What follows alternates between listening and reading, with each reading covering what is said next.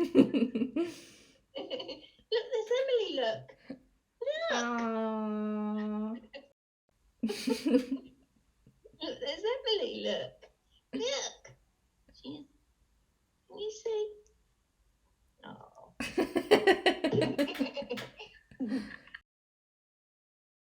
Julia was born in 1926. Her parents were Mary Doran and Patrick Carey, and they were neighbouring farmers. Literally, they had their farms next door to each other. They went on to have 5 children: a daughter, Bessie, Tom, a son, Richard, a son, then my mum, Julia, and then Mary. She was the youngest.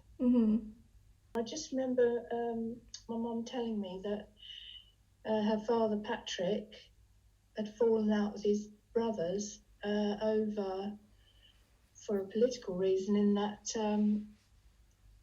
grandfather supported De Valera and his brothers didn't.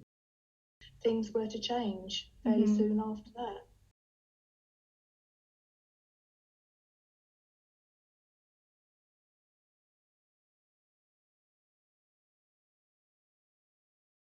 It would have been about 1964.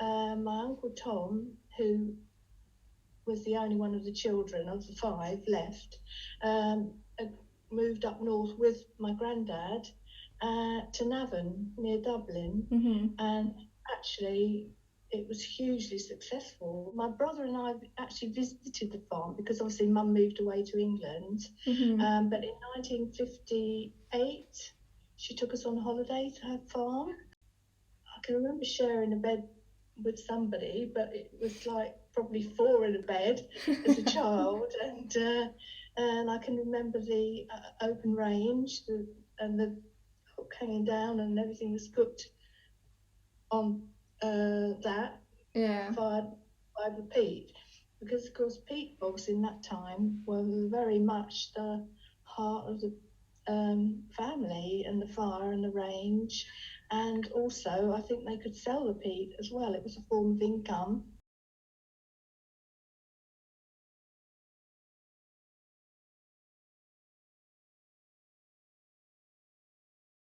She met my dad in the Catholic Youth Club, which Dad used to go to. He wasn't a Catholic, but he became a Catholic, and they met there, and it used to hold cinema nights on a Friday night and dances, so they did meet in our local town, Frinton-on-Sea, and that would have been in 1949. They got married on the 4th of February 1950. It was after the war, don't forget, it was after the war, and Dad lived with his father at that time.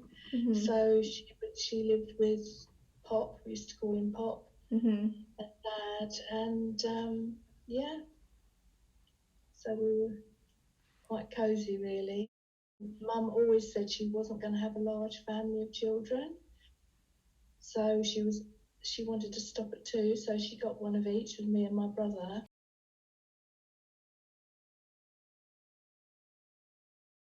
In your own opinion, do you think she enjoyed her life in England? Do you think she made a really good decision? I know she never really missed home, and she used to go back and visit a lot. But I used to say to her, do you miss Ireland? And she wouldn't really ever express very much in the way of missing it. Mum was a survivor, so whatever situation she was in, she would make the most of it. Sometimes she used to say, oh, they've all done so well over there, because they all prospered, of course, in later years, you know. I think she'd probably look back on her life and just think that she had made the best of it, to be honest.